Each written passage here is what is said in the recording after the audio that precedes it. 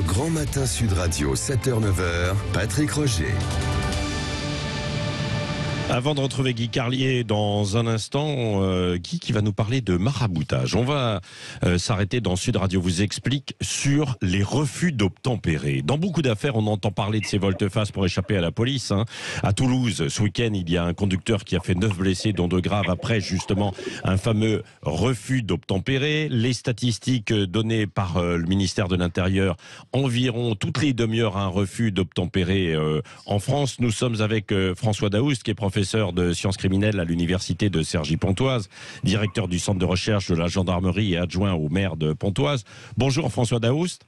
Bonjour. Est-ce qu'il y a davantage de refus d'obtempérer aujourd'hui, ou alors est-ce que ce sont les médias ou la police qui les signalent davantage ? Non, il y a une réalité dans les refus d'obtempérer. D'abord, il suffit de se pencher sur les statistiques officielles du ministère de l'Intérieur depuis une dizaine d'années, même une vingtaine d'années, et on voit que ça augmente. Et ce n'est pas le fait que les policiers ou les gendarmes les signalent plus, ils les signalent systématiquement. Parce que refus d'obtempérer, ce sont des infractions supposées en plus du seul refus d'obtempérer. Vol de véhicule, conduite sans permis, conduite sans assurance, conduite sous l'emprise de stupéfiants, etc., etc. Donc le signalement est systématique et à partir de ce moment-là, on voit bien que sur les 30 dernières années, on passe de 5 000 refus d'obtempérer à plus de 27 000 l'année dernière. Ouais, c'est ça. Comment expliquez-vous cette augmentation justement alors des refus d'obtempérer ? Alors, il y a plusieurs facteurs. Le premier facteur qui est peut-être essentiellement un facteur sociétal, c'est-à-dire que les forces de l'ordre ne sont plus craintes, ne sont plus respectées, et ça pour plusieurs raisons. C'est des raisons d'éducation, des raisons d'absence de service militaire. Certains diront mais qu'est-ce que ça vient faire au milieu ? Mais si, parce que ça a régulé un ensemble de jeunes qui étaient passés à travers une éducation plus ou moins laxiste et qui étaient repris en main dans une conduite citoyenne. Donc ça aussi c'est un facteur.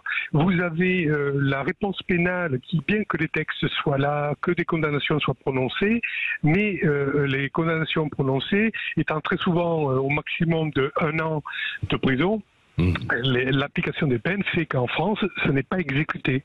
Vous avez des peines de substitution. Donc, sentiment d'impunité, une société qui ne reconnaît plus ou qui ne craint plus ses forces de l'ordre, en tout cas le travail qu'elle doit faire et le respect qu'elle doit avoir.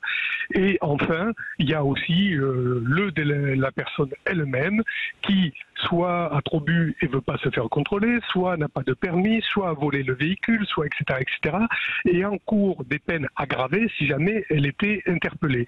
Donc elle préfère forcer, refuser d'obtempérer plutôt que de s'arrêter. Oui, merci François Daoust pour toutes ces explications très claires, très claires justement sur ces refus d'obtempérer dans le même tempo, si je puis dire, du manque de respect. Il y a aussi ce qui s'est passé la semaine dernière à Cannes avec cette octogénaire qui a été agressée, elle avait 89 ans, par des jeunes, des adolescents, et ce qu'a demandé par la suite le maire de Cannes, David Lisnard, qui voudrait qu'il y ait une levée de l'excuse de minorité pour pouvoir les poursuivre. On y reviendra tout à l'heure à 8h15 avec Elisabeth Lévy.